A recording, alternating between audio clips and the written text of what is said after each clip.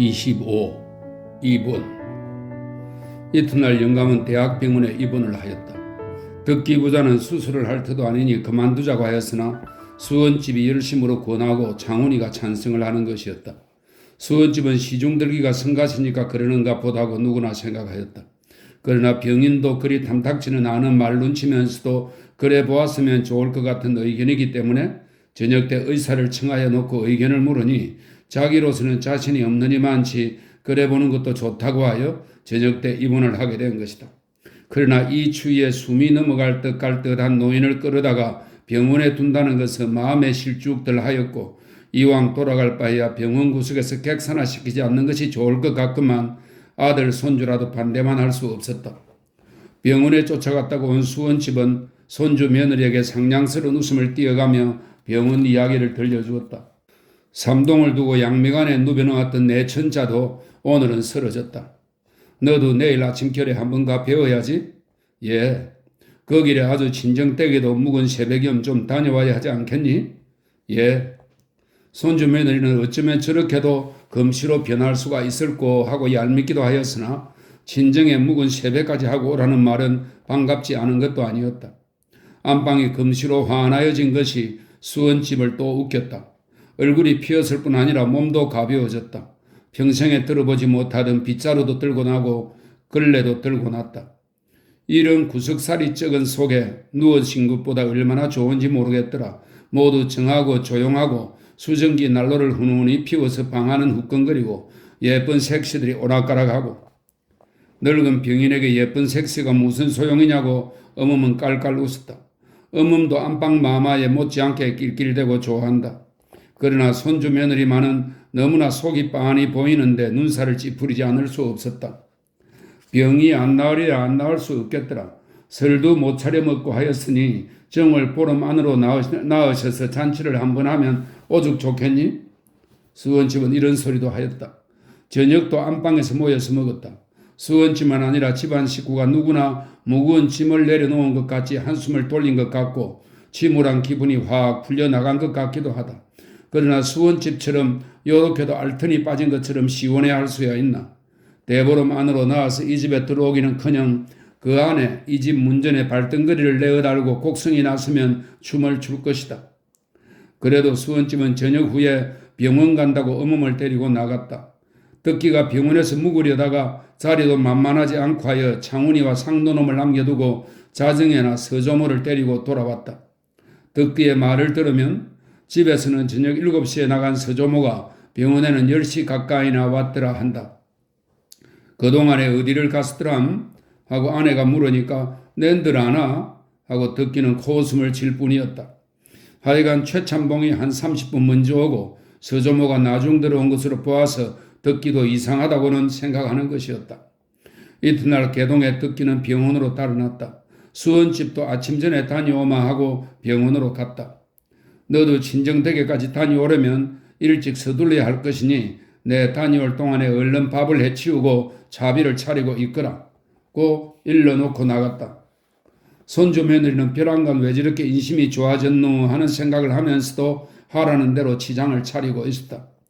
10시나 가까워 수원집은 돌아와서 서방님은 거기서 아침 사먹었다. 어서 가보아라. 어쩌면 오늘 저녁 때나 내일엔 수술을 한다더라. 고 하며 손주 며느리를 넣는다고 재촉하여 내보냈다.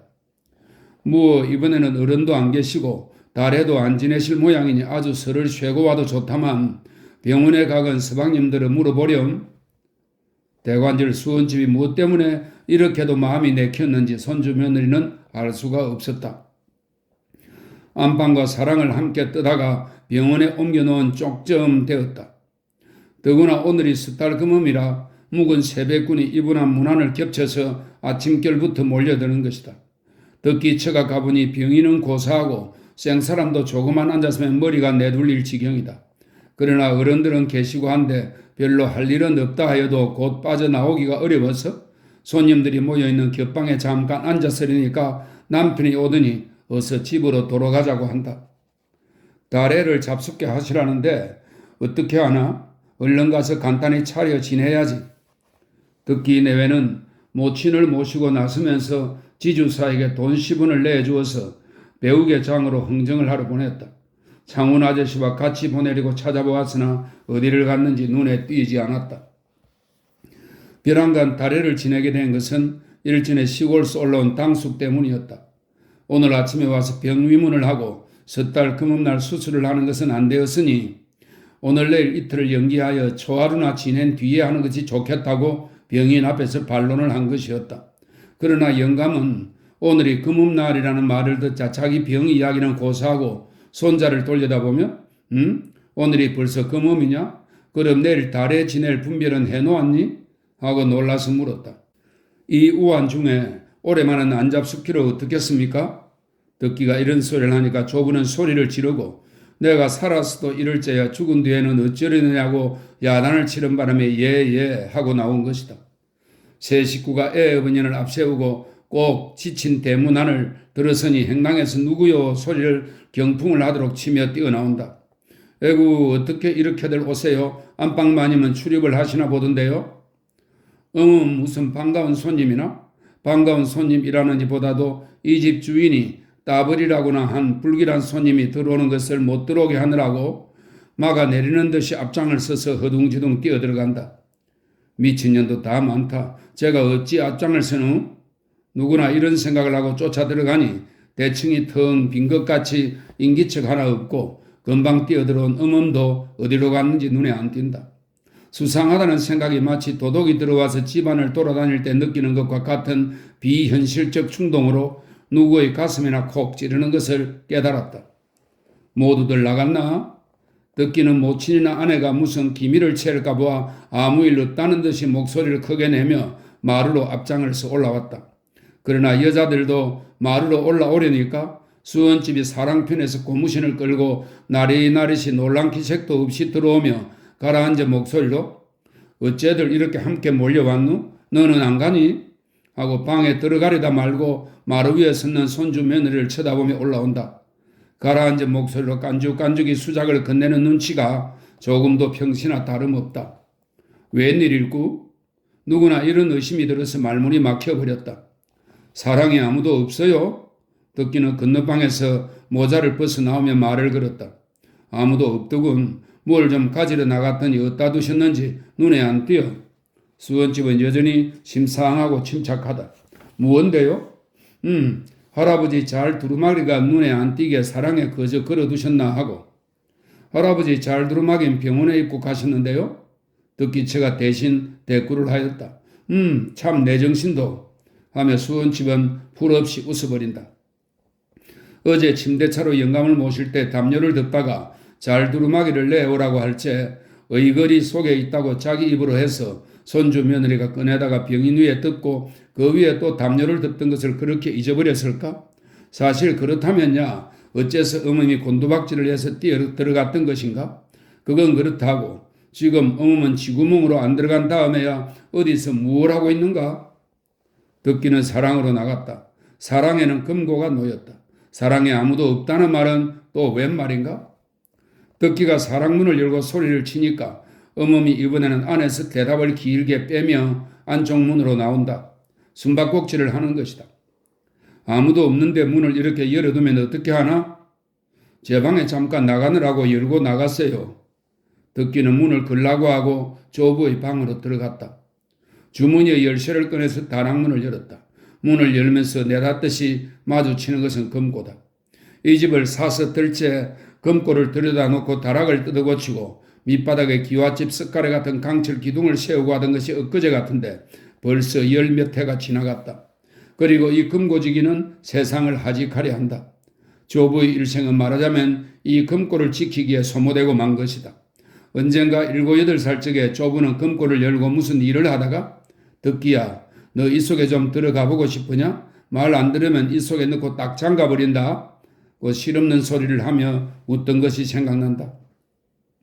이제는 키가 갑절이나 되었으니 이 속에 들어가 갇히지는 않겠지만 조부는 역시 자기를 이 속에 가두고 가려 한다. 듣기의 일생은 이 금고 안에서 떨어져서는 안 될 것을 음명하였다. 그리고 이 금고지기의 생애는 지금 이 순간부터 시작된 것이다. 왜 의심이 부쩍 들었나? 왜 지금 이 금고를 보살피러 나왔는가?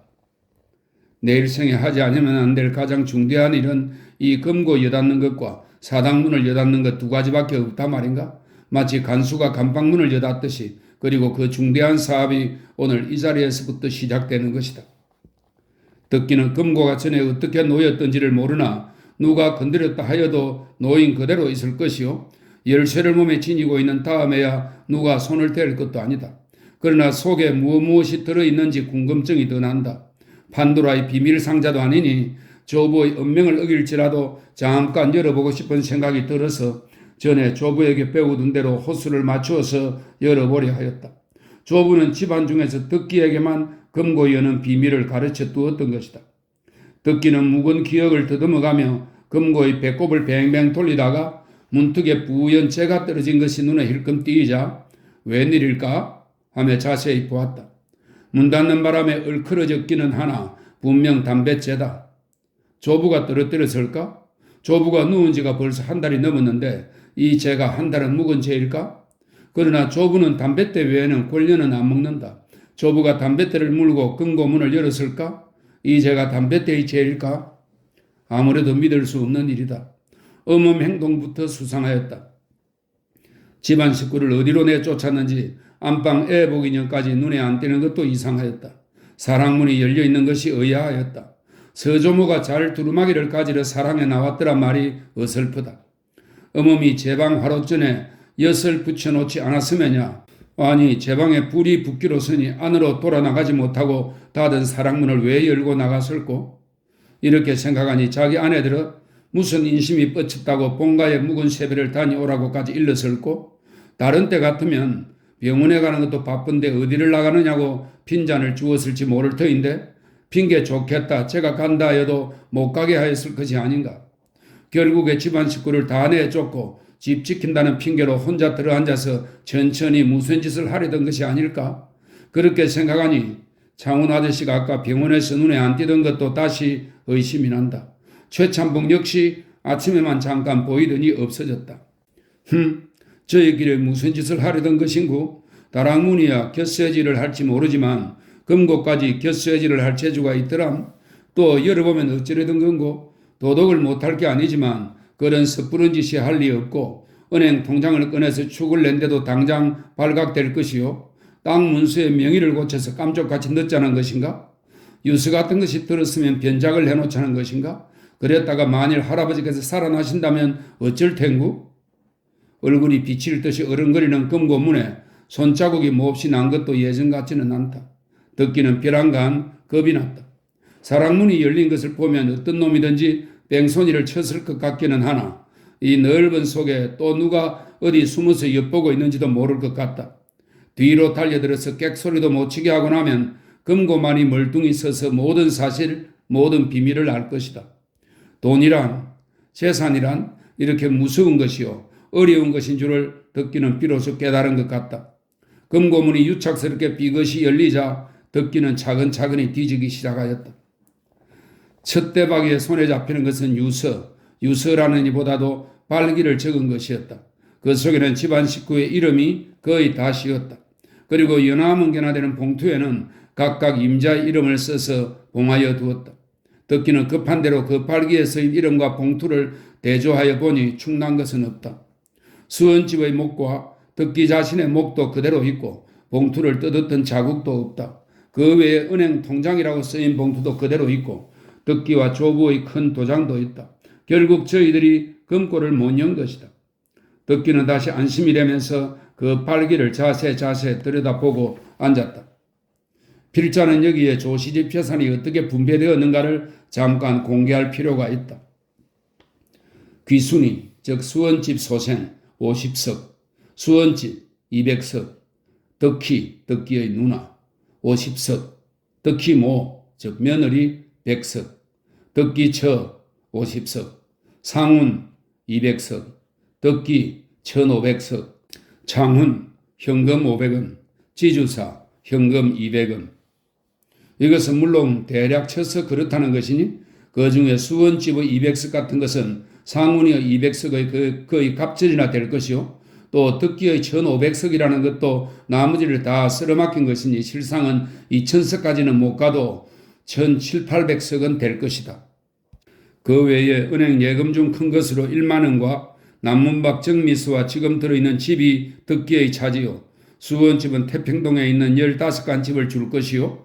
북미창정 집은 상훈이의 소생이 있다니 그 모에게 내줄 것이며 현재 자기가 수중에 넣고 쓰는 예금 통장에는 얼마가 남든지 덕기가 명의를 바꾸어 가지고 장비를 쓴 뒤에 남는 것으로 창훈이와 지주사 몫으로 700원을 제하고 남는 것은 3분파하여 상훈이, 덕기, 수원집의 3인이 나눌 일까지 명기해 놓았다. 조부가 쓰던 통장에는 두 은행 것을 합하면 7~8천원이 되니 장비로 3천원 좀 쓴데도 남는 것을 나누면 용돈으로 1,000여원씩은 가져갈 모양이다. 그 외 주의사항으로는 미성년자의 소유와 덕기 모친과 덕기처의 몫은 두 계집에 즉 귀순이와 덕기가 자라서 시집 갈 때까지 또 모친과 처는 죽을 때까지 덕기가 감독하고 보관할 것을 써놓았다. 이것으로 보면 수원집이 이 집에서 죽지 않을 것을 생각하고 귀순이의 장례를 덕기에게 부탁한 것이요. 또 며느리와 손주 며느리의 몫을 따로 정한 것은 장래 이혼을 한다든지 무슨 풍파가 있을 경우까지를 염려하고 한 것 같았다.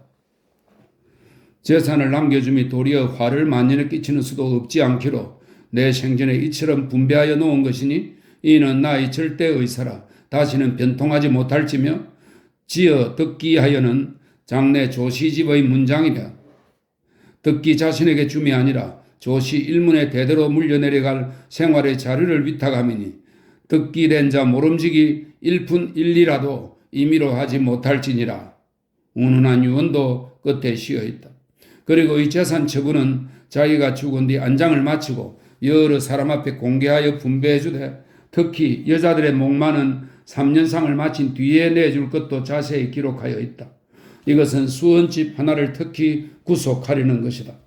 수원집이 딴 남편을 해갈지라도 3년이나 마치고 가게 하자는 것이요. 그러노라면 4살 먹은 귀순이도 학교에 갈 나이도 될 것이니 아무의 손으로나 기르게 될 것이니까 그것을 생각하고 한 것이다. 유수에 쓰인 날짜는 불과 10여일 전이니 그 침중한 가운데서도 만일을 염려하여 오밤중에 혼자 일어나 엉금엉금 금구에 매달려서 꺼내고 넣고 하였을 것을 생각하니 덕기는 조부가 가엾고 감격한 눈물까지 날 것 같다. 조부의 성미와 고루한 사상에 대하여서나 부자간에 그처럼 반목하는 것은 덕기로서는 불만이 없지 않으나 자손을 위하여 그렇게 다심하게도 염려하는 것을 생각하면 고맙다. 분배해 놓은 것이야 일조일석에 한 것이 아니오. 몸이 편할 때에 시름시름하여 두었겠지만은 늙은이가 아무도 모르게 혼자서 죽은 뒤의 마련을 하던 그 쓸쓸한 심정이나 그동을 상상하여 보면 또 눈물이 서민다. 이 유서한 장을 쓰기에도 남 자기를 기다려서 며칠을 두고 썼을지 모를 것이다. 남들은 노래에 수원집에게 홀딱 빠졌으니 그 재산이 성할 수야 있겠느냐고 덕기가 듣는 데서까지 내놓고 뒷공론을 하였지만 결국 수원집 모녀편으로는 250석이니 결코 적은 것은 아니나 상훈이는 단 200석밖에 차례로 안 간 것을 생각하면 많은 편이라고 하겠다. 그러나 원체 상훈이에게 200석이라는 것은 너무나 가엾다. 이것이 모두 영감의 고집불통 때문도 때문이지만은 봉제사 하나는 예수교 동태이다. 결국 영감의 봉건사상이 마지막으로 승리의 개가를 불러보는 것이다. 그러나 덕기가 재산은 상속하였을 망정 조부의 유지도 계승할 것인가. 그는 금고 문지기는 될 수 있을지언정 사당 문지기로서도 조부가 믿듯이 그처럼 충실할 것인가. 덕기는 다시 집어넣고 채운 뒤에 병원에 전화를 걸어보았다. 창훈이를 찾아서는 아직 안 왔다 한다. 최참봉도 역시 없었다. 오거든 곧 전화를 걸어달라고 일러두고 안으로 들어가 보니 서조모는 나가고 없다. 병원에 갔다고 한다. 내일 달에 지낼 것을 차리려고 병원에 있던 사람까지 끌고 왔는데 수술하는 것 같으면 모르지만 왜 그리 시급히 갔을꼬? 실상은 내가 사랑해서 혼자 거래를 하고 있으니 그렇게 몸이 달았으면야 슬쩍 눈치를 보러 나왔을 터인데 안 나온 것을 보면 금고에 눈이 벌게진 기미를 보일까 봐 냉정한 태도를 가작하는지도 모를 일이다. 지주사가 흥정을 해가지고 오니까 그제야 창훈이가 왔다. 어디를 가셨나요? 덕기는 유심히 얼굴을 쳐다보았다. 집을 내몰리게 되어서 좀 돌아다녔으나 어디 있어야지. 사글셋집이라고 여간 몇백원 보증금을 준데도 구하는 도리가 없고 그 큰일 나서. 장훈이는 혀를 찬다. 벼랑간 집 놀래는 금시초문이다. 지금 댁도 사글세 집이던가요? 그거는 별 수 있나? 하여간에 과동이나 한 뒤에 내 쫓겼으면 좋으련만은 주인이 일본 놈이라 김장해놓고 한 그런 조선 사람의 사정이 알아주나? 그러기로 음력 섣달 금음이나 정초에 내 쫓으려고? 벼랑간 집 놀래를 꺼내는 것도 역시 까닭이 있어 그러는 게 아닌가 싶었다. 할아버지 생전에 집 한 채라도 굳히려고 하는 건지 모를 듯하다.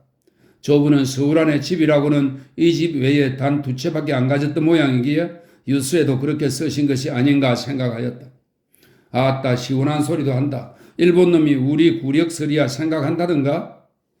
장훈이는 듣기가 차차 이 집 주인이 될 테니까 그런지 벼랑간 화개를 붙이면서 이런 때 자네 할아버지께서 어떻게 집이나 한 채 내주셨으면 더도 말고 조그만 오도막살이라도 한 채 주셨으면 사람을 살리시는 일체이겠구만 하고 혼자 소리처럼 껄껄 웃는다.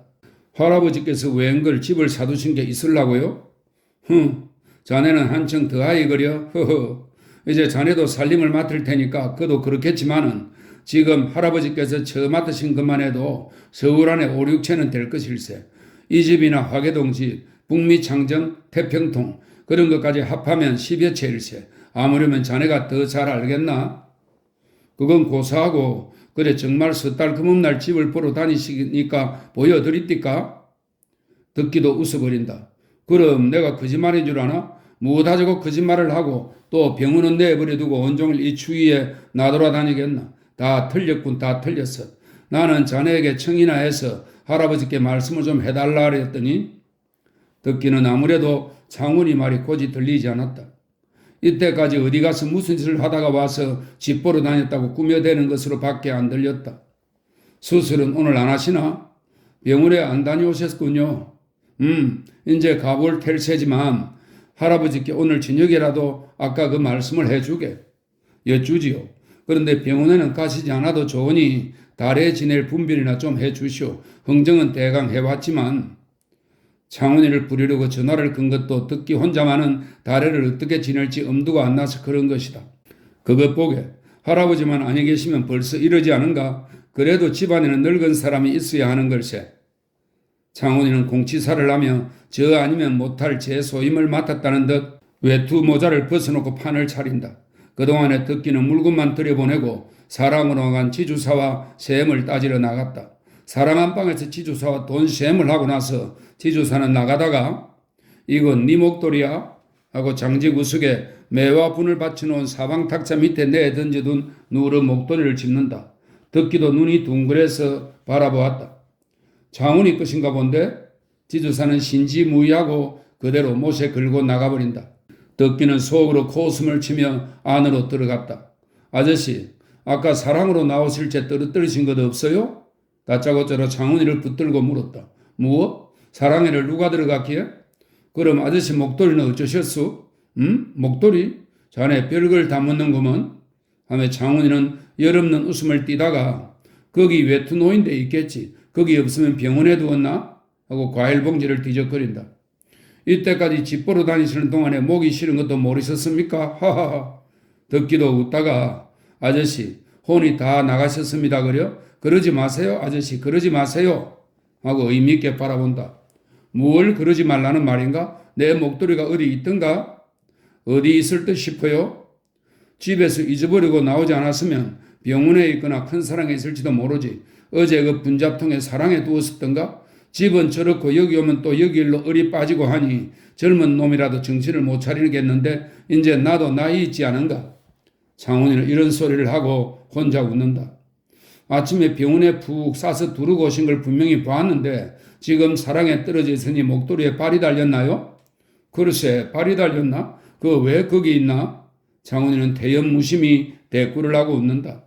그렇게 흔적을 내고 다니시면야 좀 서투르지 않은가요? 뭐에 서투르다 말인가? 장훈이는 눈을 똑바로 뜬다. 나 같으면 좀 더 교묘히 할 수가 있다 말씀이에요. 황송한 말씀입니다만 꼬리를 밟혀서야. 듣기는 조소를 하였다. 참고 참았던 미운증이 복받쳤다. 뭐야? 그게 말이라고? 버릇없이. 돈이 없으면 어른도 어른 같지 않아 보이니? 장훈이는 눈을 부르대인다. 잘못했습니다. 그러나 그 목도리를 금고 속에 떨어뜨리지 않은 것만은 다행한 일입니다. 덕기는 좀 더 들이대주고 싶었다. 무엇 어째? 금고를 누가 어쨌다 말이냐? 장훈이는 더 한층 핏대를 올린다. 그만두세요.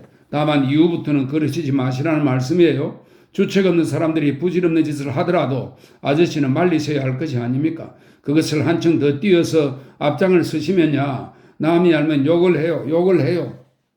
글쎄 내가 무슨 욕먹을 짓을 했단 말인가? 내 목도리가 어째 거기에 있는지는 모르겠네만은 사람 잡을 소리 아닌가? 거기 좀 앉게 분명히 이야기를 좀 들어보세요. 들어보시나 마나 눈이 있고 귀가 있으면서 범연한 말씀을 하려고요. 어쨌든 전보는 놓으신 것입니까? 안 놓으신 것입니까? 그것부터 좀 따져보시죠. 오늘이 섣달 금음날이다. 아주 샘을 닦아보려고 덕기가 도리어 판을 차린다. 그건 또 무슨 소린가? 자네 무엇에 쉬었나? 쉬인 사람은 따로 있겠지요. 경성 우평국에서 이달 한 달치 전보지를 모조리 뒤져보았으면 그만이죠. 광화문 우평국에서 놓으신 것을 잘못 생각하신 것인가요? 그거 참 누구를 꼭 말려 죽이려 드는군.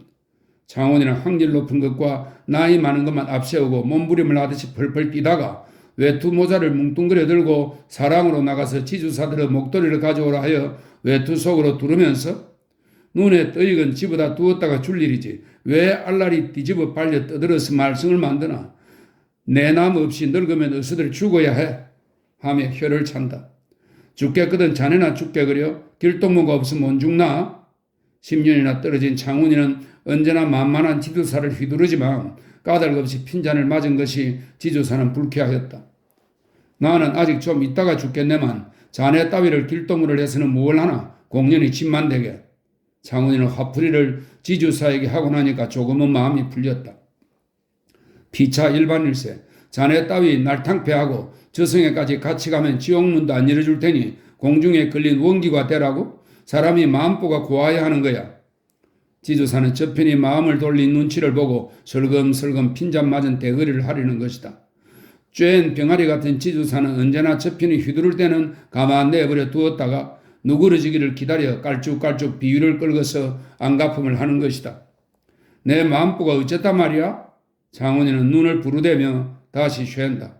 억울한가? 잿동굴인 줄은 누구나 모른다지만 지주사는 초근초근히 고를 올리고 앉았다. 무엇 어째? 이놈아, 내가 성냐월장하는 걸 봤니? 무슨 까닭으로 마음보가 어쩌니 잿동이 구리니 하는 게야? 저 하늘이 있는지라 지주사는 단순히 고를 올리려고 한 말이나 장훈이에게는 제 발등이 저려서 예사로이 들리지 않는 것이다. 이거 왜 핏대를 올리고 덤비나? 종로서 뺨 맞고 행랑리에서 눈을 기는 것도 분수가 있지. 왜 내게 와서 화풀이인가? 어쩌고 어째? 늙은 놈이 밥이나 치우고 한 구석에 가만히 기어 앉았는 게 아니라 제 목숨에 돼지지를 못하려고 왜 요르는 거야? 그러면 무에 생길 줄 아니? 이것도 밥값 하느라고 하는 소리냐? 이 자식아, 너도 늙은 부영을 모셔봤겠구나. 나이를 대접하기로 의법이 그런 소리가 나오니? 지주사는 배쭉배쭉 웃으며 농담을 또 걸었으나 장훈이는 그래도 날뛰며 내가 무슨 못된 짓 하던 것을 보았느냐고 종주먹을 대었다. 내게는 이 집이 종조댁이다. 무슨 말을 해도 상관없는 사람이다. 너 같은 놈에게 그런 소리를 듣고 가만히 있을 애가 아니다. 너는 덕기가 이 집 차지를 하게 된다니까 제 딸은 희나게 배내라고 쏘삭거리고 알랑거리는지 모르겠다만 잘못하면 다리 뼈다귀가 성하지 못할 게니 정신을 차려. 장훈이는 어린애처럼 조가라는 뜻세를 한다. 글쎄 내가 뭘 했다고 이 지랄인가? 여기가 자네 종조댁이 아니라고 누가 그러던가? 어서 가게. 자네 술 취했네 그려?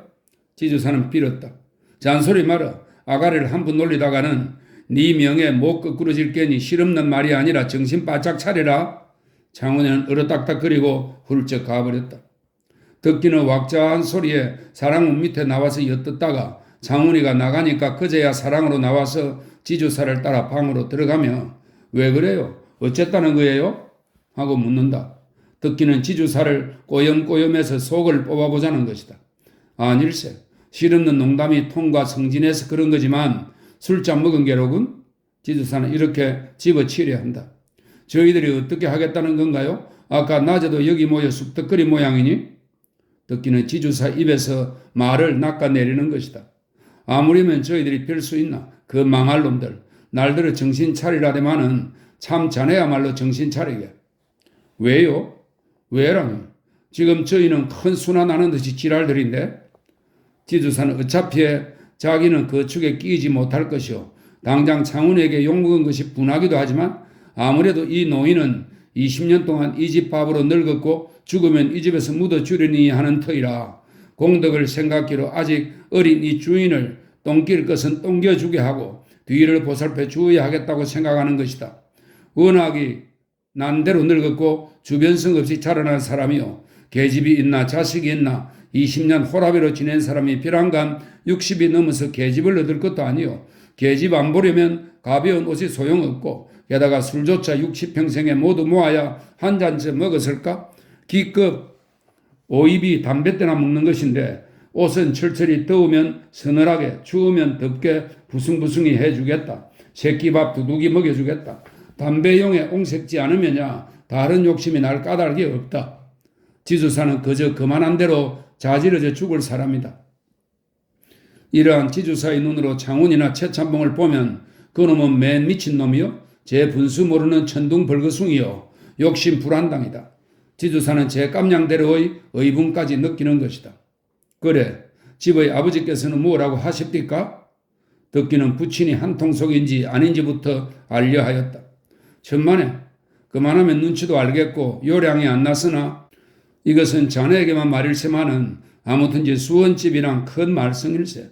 할아버지께서는 알고도 모르는 척 하시는지 할아버지만큼 분명하신 어른이 왜 그대로 내버려 두시는지 알 수 없네. 그야 그런 줄 아시기로 어쩌시겠습니까? 그야 그렇지만 하여간 이번에 일은 당하고 마는 것이니 그렇게 댁은 줄 것 주어서 어서 배송을 내버리게.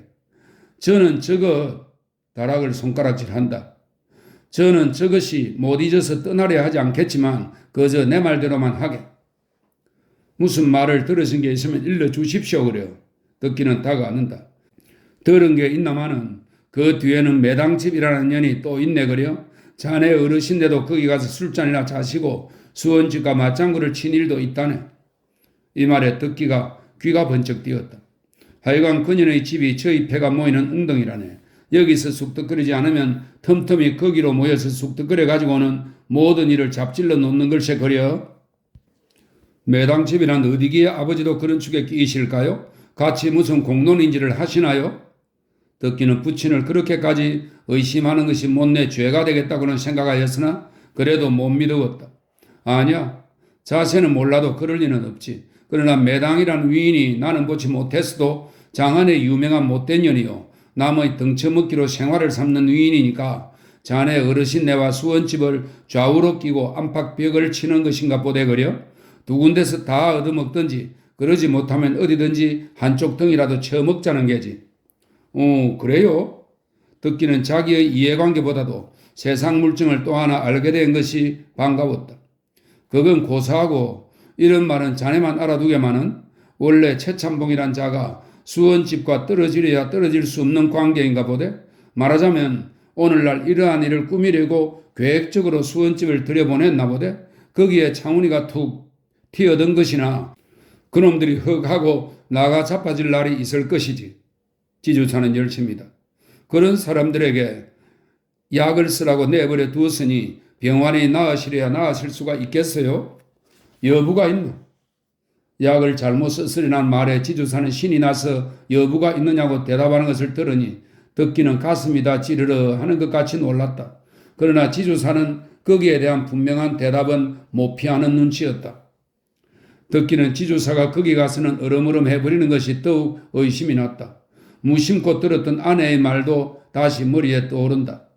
약은 다른 사람은 건드리지도 못하게 하고 꼭 음원만 맡겨 다려서 안방에 들어가는 시중만은 자기에게 시키는데 그나마 조부가 듣는 데서 손주 며느리가 약을 안 다리느니 정성이 없느니 하고 덜컹거리지는 않았으면 좋으려만 사람을 미치게만 만드니 이럴 수도 없고 저럴 수도 없다고 아내가 하소연할째 수원집의 예정이거니 하고 들어만 두었으나 지금 생각하니 그것도 의심이 난다.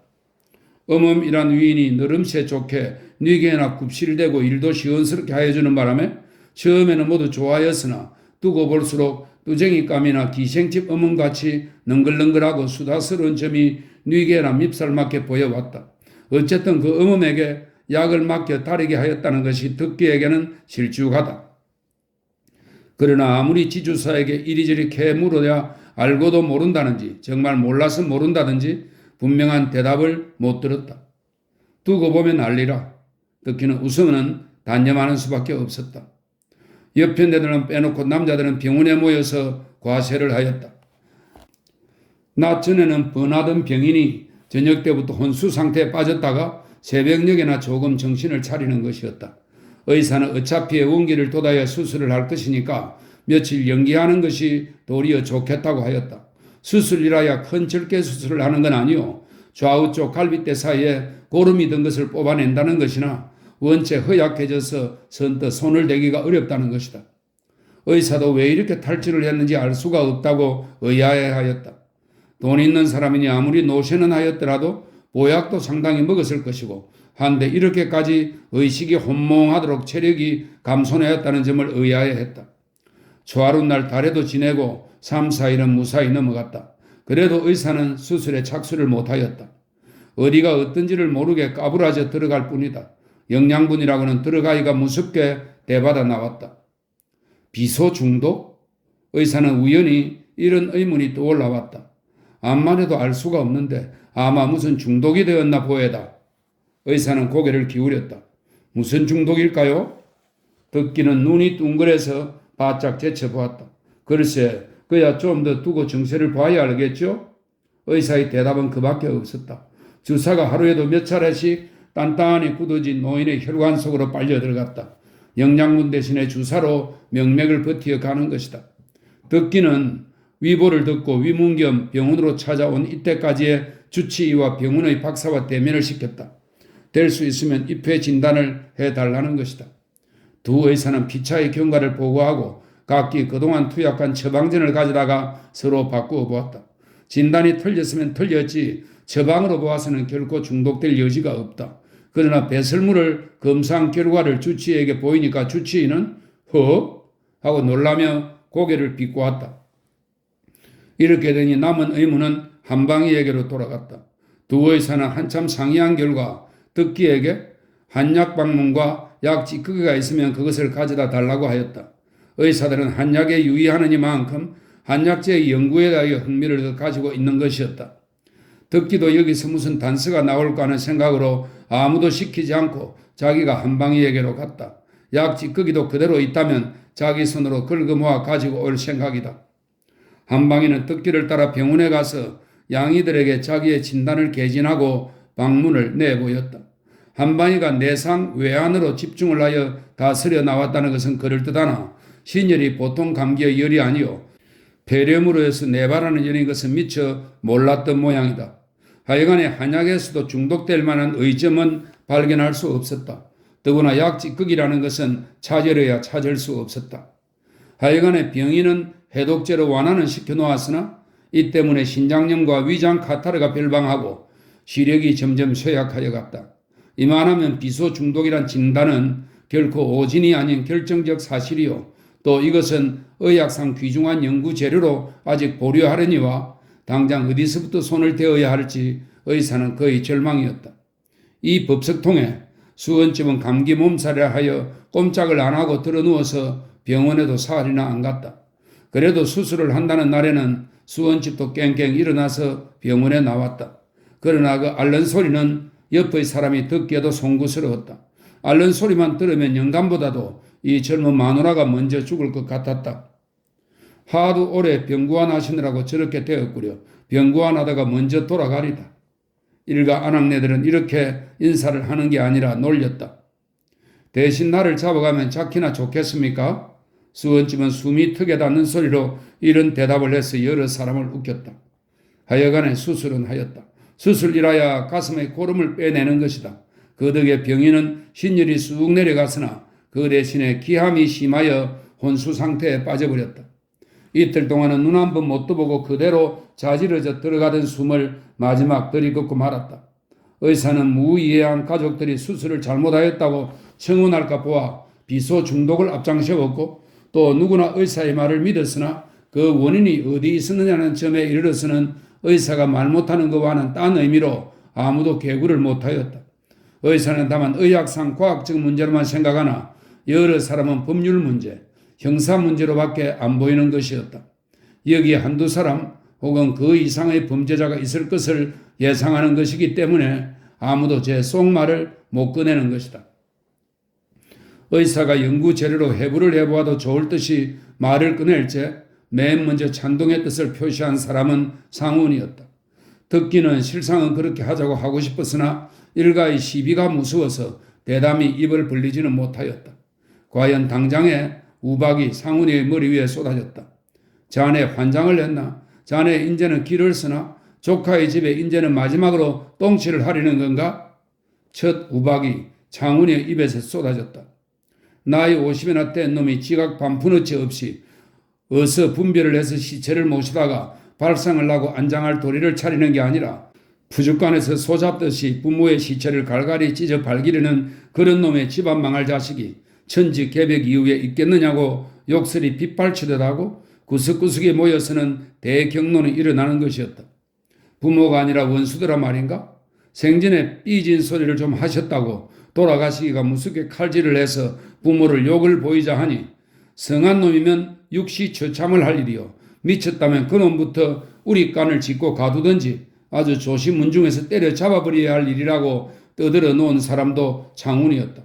그런 놈이니 제 아비에게 비상이라도 좋게 먹였을 것이요.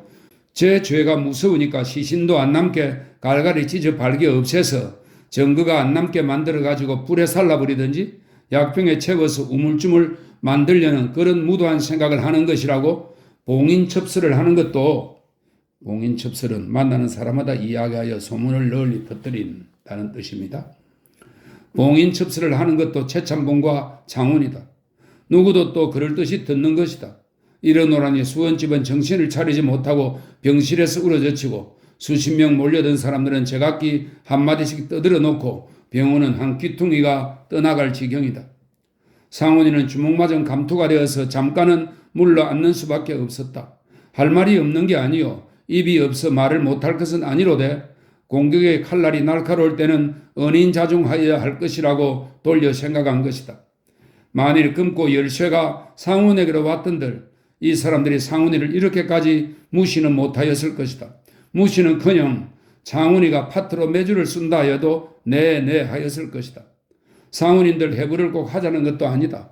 어떤 연놈들의 악독한 음모가 있었다면 그것을 밝히겠다는 일념으로 선뜻 찬성은 하였으나 기위, 의사가 두 사람이나 증명하는 바에야 해부까지 할 필요가 없고 또 후일 문제 삼자면 오늘날 안장하고서라도 다른 도리가 얼마든지 있는 것이다. 생각하면 더운 김도 가시기 전에 부모의 시신에 칼을 댄다는 것은 비록 묵은 관념이 아니기로 차마 못할 일이니 상훈이들의 주장이 옳지 않은 것은 아니요. 또 누군가 듣든지 옳다고 하겠으니까 한층 더 기고만장을 하여 상훈이만을 못된 놈으로 몰아붙이는 것이나 계제가 좋아서 하기 쉬운 옳은 말 한마디를 하였다고 그 뒤에 숨긴 큰 죄악이 감추어지고 삭혀질 것은 아니다. 삭혀지다는 말은 지워지거나 뭉개어져 없애져 버리다 이 말입니다. 감추어지고 삭혀질 것은 아니다. 두고 보자. 언제까지 큰 소리를 할 것이냐? 고 상훈이는 이를 악물었다.